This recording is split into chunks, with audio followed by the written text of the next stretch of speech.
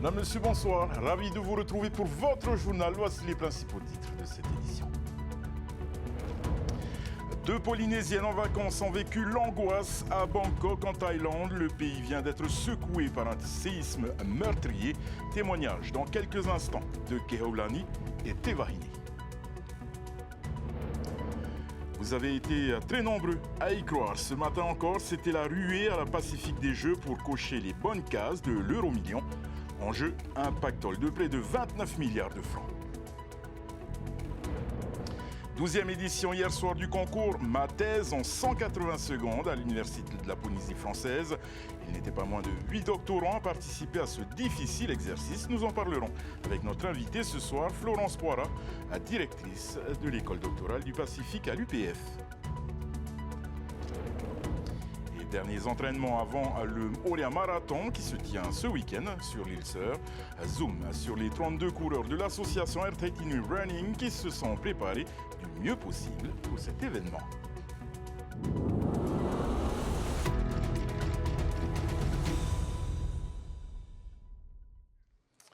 Dans l'actualité internationale, vous les avez certainement vues, ces images impressionnantes qui ont fait le tour des médias et des réseaux sociaux. Un puissant séisme a touché la Birmanie et la Thaïlande. Dernier bilan, plus de 150 morts dans ces deux pays. Deux Polynésiennes ont partagé ce qu'elles ont vécu sur les réseaux sociaux. Au total, 34 étages à descendre pendant le séisme. Les images parlent d'elles-mêmes. Regardez.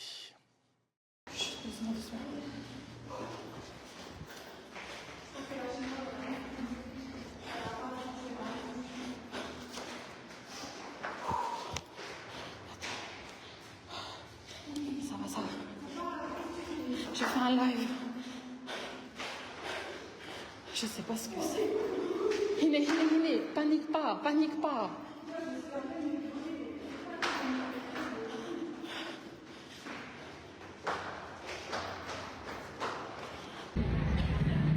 Et on a entendu, moi j'ai senti que j'étais pas bien, comme si j'avais la tête qui tournait. Et là je me suis rendu compte, en fait c'est pas ma tête, c'est des secousses. Donc panique, bon on a commencé à paniquer sur le coup. On a vraiment pris le nécessaire, de l'argent, bon on a oublié, il y a le passeport, cherche l'erreur, téléphone. Et on a dû comme on est au 34e étage. On a dû prendre les escaliers, faire tous les escaliers jusqu'à arriver au rez-de-chaussée. Et après du rez-de-chaussée, on nous a conduits, alors ici, il y a tout le monde. Bon ben, c'est pas facile, on a plusieurs qui sont en pleurs et tout, c'est pas quelque chose qui arrive ici souvent. Mais sinon ça va, on va bien. En tout cas, je suis reconnaissante parce qu'elles nous ont protégés, quoi. Ça aurait pu être pire. Et voilà, on vous tient au courant. J'ai pris mes chaussures de maison.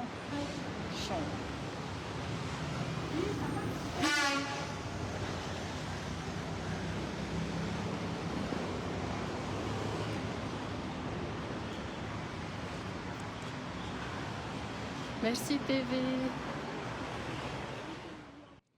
Et Kehaulani et Tevahini sont sur TNTV ce soir. D'abord, comment allez-vous?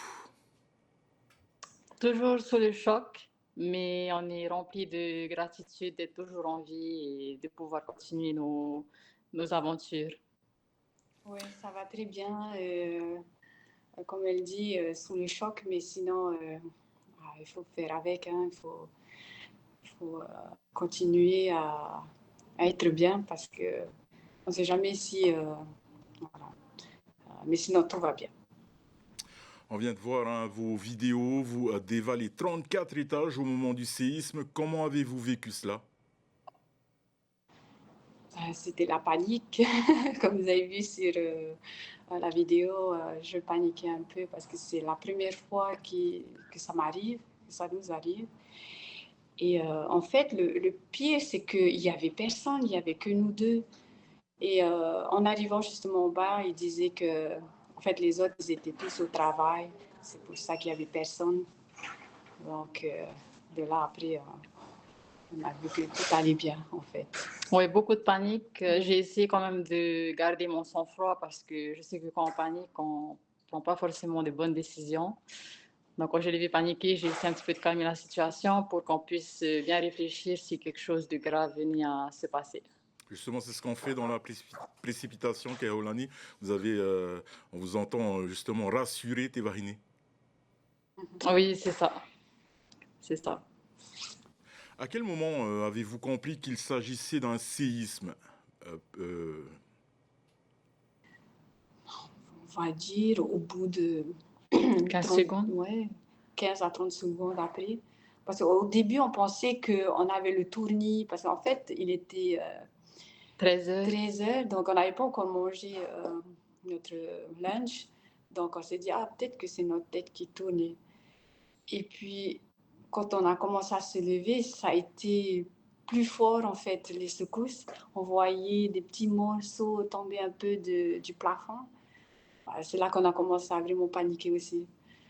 Ouais, moi, j'ai commencé à sentir que c'était un séisme quand je voyais l'immeuble bouger un petit peu de gauche à droite. Parce que d'habitude, quand tu regardes à l'extérieur, tu vois juste que c'est stable. Mais là, on se sentait un petit peu comme sur des vagues. Ça allait de gauche à droite et c'est là que j'avais compris que ouais, c'était pas juste ma tête qui n'allait pas bien. Est-ce qu'il y a eu des répliques depuis? Il y en a eu, mais On les a pas on sentis. a Il paraît on qu'il y en a était- eu une vingtaine. ouais. D'accord. Vous avez conseillé d'avoir un sac de survie. Expliquez-nous. Oui, alors un sac de survie, moi quand j'ai grandi, on nous parlait de l'importance d'avoir ce qu'on appelle un sac de 72 heures, c'est-à-dire un sac qui va nous servir en cas d'urgence pour les 3 prochains jours. Et ben, là, on s'est rendu compte que c'est quelque chose à faire qui est important, c'est-à-dire d'avoir un sac avec l'essentiel à l'intérieur, de quoi se nourrir, de quoi se vêtir, les documents les plus importants, que ce soit une copie du passeport, de l'acte de naissance, de l'argent aussi. Comme ça, en cas d'urgence, on peut juste prendre le sac et partir à la va-vite. Est-ce que vous avez quitté votre immeuble? Là, on est de retour, en fait. D'accord. Donc, Vous y êtes toujours pas de dégâts dans votre immeuble, justement, à des fissures ou autour de vous? Oui, alors on a vu certains étages. Notre étage, ça va, il n'a pas trop été endommagé, mais on en a vu certains où le plafond est complètement tombé. Dans notre appartement, il y a des petites fissures. Donc, pour être honnête, on ne se sent pas en sécurité, surtout que ce bâtiment, il fait 36 étages. Donc, si quelque chose venait à se passer, ça pourrait être pire. Et on a vu un petit peu à l'extérieur, la structure, elle n'a pas l'air très, très stable, comme si elle n'a pas été construite pour ce genre de situation. Quelles ont été les instructions des autorités? de sortir des bâtiments et d'attendre assez loin des bâtiments parce que si ça venait à tomber, on sera trop proche. Donc, ils nous ont dit d'aller complètement de l'autre côté de la rue et d'attendre les sécurités. Le gouvernement. Voilà, le gouvernement. Et puis après, petit à petit, on suivait les updates sur Facebook. Il me semble vers 19 h, la première ministre avait fait une annonce et elle disait que c'était maintenant le bon moment, enfin, on pouvait rentrer chez soi, même dans les grands immeubles, que la situation s'était calmée, mais on ne se sentait pas vraiment confortable de dormir en soirée ici. Donc on est resté dans la rue, loin des grands bâtiments. Et ma dernière question pour toutes les deux, Kehaulani et Tevarine, est-ce que vous continuez vos vacances du côté de l'Asie? Oui. Oui. Alors, on va partir dans 2 semaines, on part pour l'Indonésie. Donc, voilà, le moment est parfait Oui. au cas où. Au cas. Merci beaucoup pour ce témoignage en direct sur TNTV, Kehaulani et Tevarine. On vous souhaite bon repos et prenez soin de vous. Merci beaucoup, Nana. Nana. Alors, c'est un témoignage à retrouver bien évidemment sur TNTV News. Que feriez-vous de près de 29 milliards de francs? C'est la question que se sont posés tous les joueurs à l'Euro-Million qui ont tenté de remporter la cagnotte de ce vendredi. Une cagnotte historique ce matin. Les files d'attente étaient nombreuses devant les bureaux de vente de la Pacifique des Jeux.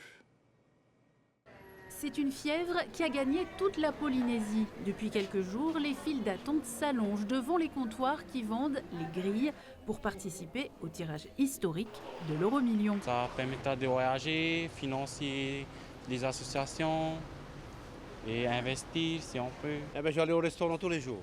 La famille déjà d'abord, bon après moi d'abord aussi. Ben voilà, le voyage et aussi retourner sur notre terre Bora Bora. Ça attire énormément les foules. Depuis ce matin, ça n'arrête pas. Je pense que dans les autres points de vente aussi, puisqu'en venant au travail, on s'est aperçu que ceux qui étaient ouverts un peu plus tôt, il y avait déjà la queue. Donc oui, c'est intéressant. Et puis les gens ont l'air d'avoir un grand espoir dessus. Euro-million, encore 2 minutes. En France, c'est une Polynésienne qui détient le record de gains à ce jeu de hasard, 26 milliards de francs.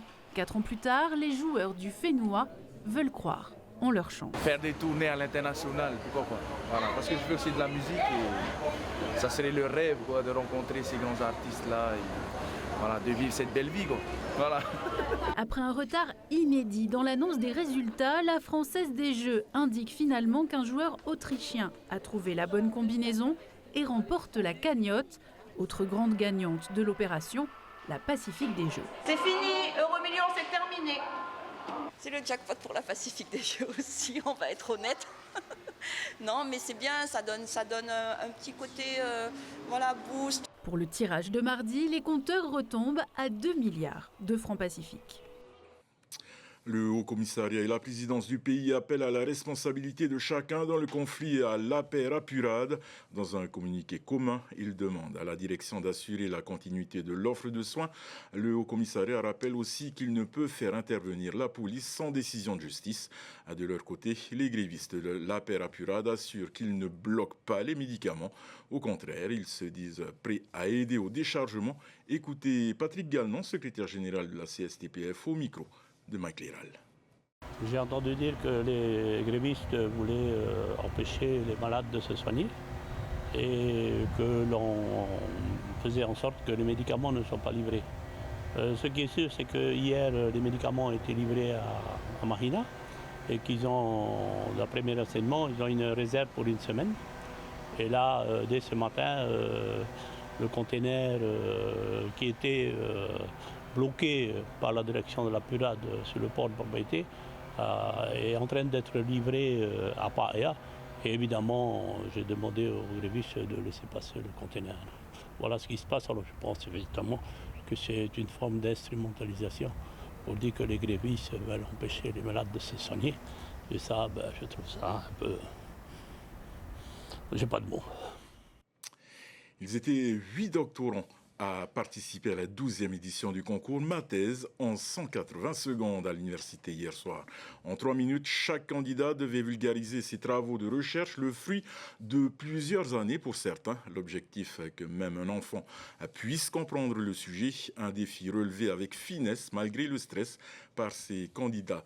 Leia Lohapetis Hewea, en 4e année au sein du laboratoire GDI sous la direction de Youssef Gwenzoui, gagne le premier prix du jury. Le premier prix du public revient à Perceval Rebo, étudiant en 2e année de thèse au sein du laboratoire à GEPA Sud sous la direction de Franck Lucas et Olivier Marc. Et nous recevons sans plus tarder Florence Poira, directrice de l'école doctorale de l'Université de Polynésie française. Florence Yorana. Merci, bonsoir. Alors l'événement d'hier comptait 8 personnes, on l'a dit, on précise qu'elles sont toutes volontaires. C'est un exercice intellectuel très difficile puisqu'il s'agit de faire un exposé très concis en 3 minutes et d'être compris très facilement. C'est aussi un rendez-vous festif d'une certaine manière.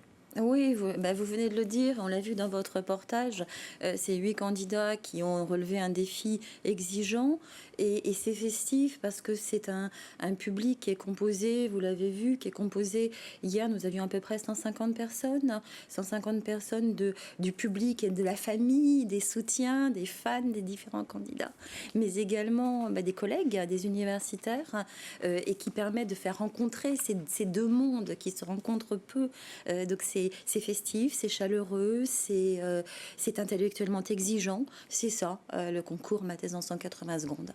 Ma thèse en 180 secondes, on l'accomplit, c'est de la vulgarisation scientifique.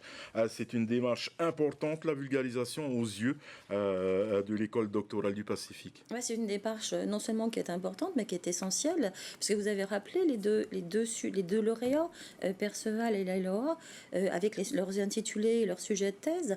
On s'arrête juste sur eux.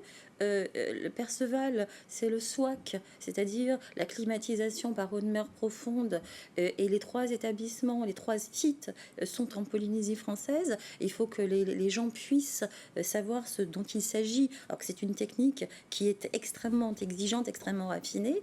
Et puis la LOA, ce sont les sources du droit de la concurrence, et notamment appliquées à la Polynésie française. Ça aussi, la vulgarisation, elle est fondamentale, parce que ça touche, on y reviendra peut-être tout à l'heure, mais ça touche le fénois. Mais il faut que la population puisse connaître les recherches qui sont faites sur des thèmes qui les intéressent. L'école doctorale du Pacifique a été créée il y a désormais 20 ans.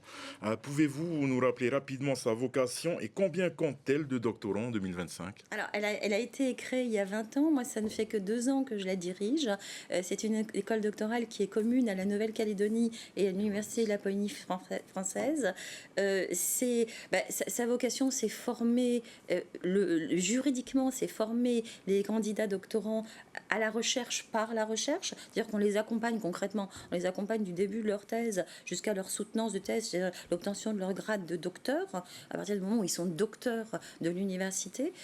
Et puis, vous disiez, c'est une école qui a 20 ans. 20 ans, c'est déjà un bel âge. Et on se rend compte qu'elle est énergique, cette école doctorale, puisque il y a 2 ans, quand j'ai pris les rênes à l'UPF, il y avait une 50aine de doctorants. Aujourd'hui, nous en avons 71. Et en Nouvelle-Calédonie, nous en avons 49. Donc à l'échelle, évidemment, ce sont des petits territoires avec un vivier relativement limité, mais ce sont des écoles doctorales c'est une école doctorale très riche, très dynamique, et je remercie beaucoup les directeurs de laboratoire et les doctorants qui la font vivre. Donc oui, c'est une institution importante à la fois pour l'université et pour le pays. Est-ce que toutes les thèses préparées au sein de l'école doctorale concernent les thématiques liées au fénois ? Alors, toutes, non. Toutes, non, elles n'ont pas vocation, parce qu'il y a des thèses qui sont en sciences fondamentales, et notamment en mathématiques. Elles n'ont pas nécessairement pour fonction d'avoir un sujet qui concerne la Polynésie française. Mais même des sujets de sciences fondamentales ont une application qui peut être en Polynésie française. En revanche, 80%, sinon 90% des sujets sont directement liés à des problématiques polynésiennes. On l'a dit avec les 2 sujets des 2 lauréats, mais on a également dans les autres candidats, dans les doctorants, dans les 6 candidats, on a la singularité des communes polynésiennes, on a la prévention de l'obésité en Polynésie française grâce au marketing social, on a le management et l'océanisation des cadres en hôtellerie de luxe en Polynésie française, on a l'enseignement des maths, là, qui est appliqué à la Polynésie française, et puis je ne veux en oublier aucun. On a le dernier, mais ce n'est pas le moindre, les impacts économiques, sociaux, culturels et environnementaux des Jeux Olympiques de Tahiti 2024. Donc vous voyez, et ça c'était les candidats d'hier. Donc on a vraiment des thèmes qui sont particulièrement liés aux problématiques du fénois. Dans l'agenda de l'école doctorale, ce sera ma dernière question. Il y a ma thèse en 180 secondes dont on vient de parler, mais il y a aussi les 16 et 17 mai, les doctoriales. Quelle est l'importance de ce prochain rendez-vous ? Les doctoriales, c'est l'exercice qui clôt l'année universitaire, donc l'école doctorale. C'est un exercice qui permet aux 71 doctorants de présenter leurs travaux de recherche, donc chaque année, devant un public là qui est un petit peu plus universitaire. Mais cette année, et j'engage vos téléspectateurs à venir assister au doctorial, donc les 16 et 17 mai, puisqu'il va y avoir un prix du public. C'est une innovation. Florence Poirat, merci beaucoup d'avoir accepté notre invitation. Je rappelle que vous êtes la directrice de l'école doctorale de l'Université de la Polynésie française. Merci à vous. Agriculture, après 4 jours de visite des différents sites valorisant les matières organiques sur le plan local, place au bilan. Ce matin, l'Université de la Polynésie française, pas moins d'une centaine de professionnels, experts, acteurs et décideurs du fénois, mais aussi de la Nouvelle-Calédonie, de Wallis et Futuna et du Canada, se sont retrouvés pour présenter et partager leurs travaux. Résidus de bois, de poissons, déchets verts, faute de mieux, ces matières finissent souvent dans nos poubelles. Elles sont pourtant une ressource riche en nutriments pour les sols agricoles. Lors du séminaire, les protagonistes de la filière se sont demandé comment valoriser ces substances naturelles. Laure Philibert et Matayore.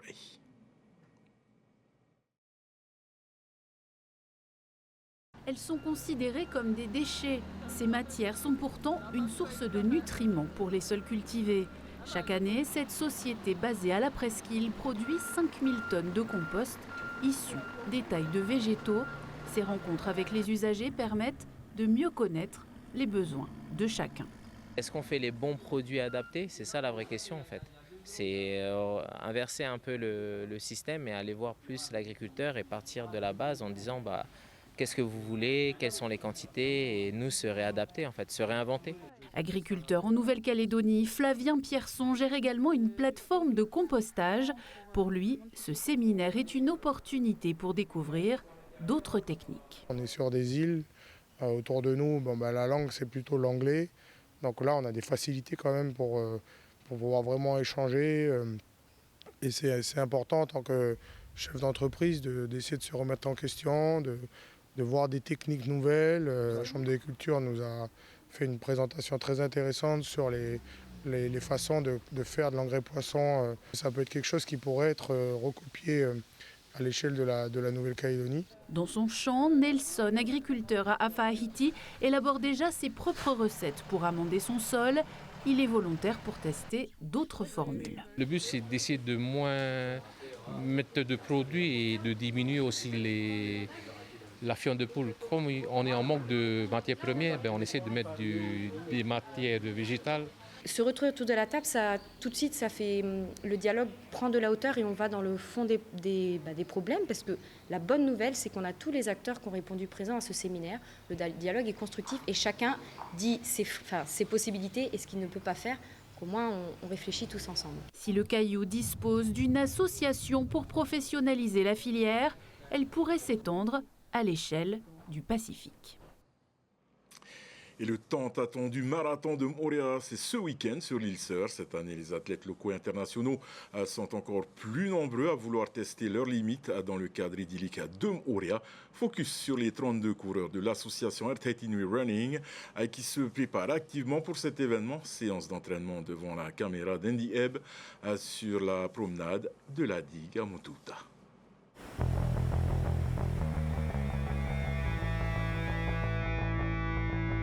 J-4 avant le coup d'envoi du marathon et l'ambiance est déjà à la concentration et à l'effort.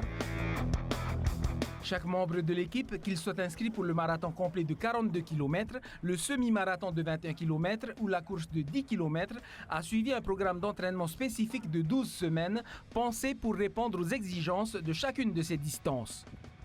C'est la santé par le sport et qui permet aussi d'atteindre des objectifs personnels, soit des objectifs de performance, ou juste de remise en forme et de santé en général. Il y a 32 coureurs qui se sont préparés progressivement et avec beaucoup d'assiduité pendant ces 12 semaines pour être prêts et profiter de la course. Ça a l'air facile, hein? Facile. Les athlètes alternent entre longues sorties le week-end et séances de fractionnés sur le stade. Leurs entraînements sur la promenade de Motuta avec des intervalles lents leur permettent d'améliorer leur endurance. Aujourd'hui, les coureurs de l'ATN Running sont donc plus affûtés que jamais, prêts à en découdre sur les parcours variés de Moorea. Ça fait 2 mois, je crois, qu'on s'entraîne. On est en phase d'affûtage. Donc on va tout faire pour essayer de performer. L'objectif, là je fais le 10 km. On va voir, je vais essayer de faire moins de 50, on verra. Mais au-delà de la performance, ce n'est pas seulement l'esprit de compétition qui les anime. Pour ces athlètes, l'essentiel est de prendre du plaisir tout au long de la course et d'apprécier la beauté exceptionnelle des paysages qui les accompagneront tout au long du parcours.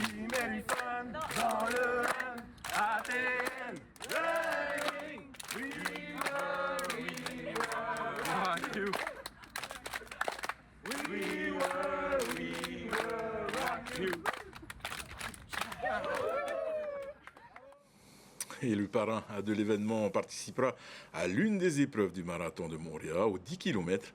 Précisément, Stéphane Diagana, champion du monde d'athlétisme, au micro d'Oriano Tefa. Je participerai avec mon épouse aussi qui est là, qui est ancienne athlète. On va tous les deux participer aux 10 km. Non, 10 km ça va. Pour moi, je cours régulièrement. Ce matin, je suis allé faire sur le bord de mer, là, près du port, aller faire un petit footing de 5 km. Donc non, j'ai l'habitude de courir quand même. Le semi, ça aurait été, mais le marathon, il aurait fallu que je me prépare un peu plus. J'en ai déjà fait, mais là, ça n'aurait pas été le bon moment pour faire un marathon. Et c'est vrai que quand vous avez un très très fort taux d'humidité et de la chaleur, vous avez du mal à transpirer, à évacuer la chaleur. Donc il faut être très très prudent. Un conseil pour les marathoniens, très très prudent sur la première partie de course pour pouvoir finir le mieux possible. Voilà, nous arrivons au terme de cette édition. Votre soirée sur TT Télévision. Ne manquez pas dans quelques instants vos émissions Tatatoumou et Danse avec les stars. Au nom de toute l'équipe qui a préparé ce journal, merci de nous faire confiance. Excellente soirée sur TT Télévision et à demain. Retrouvez ce journal en replay sur notre site internet et notre application mobile TNTV.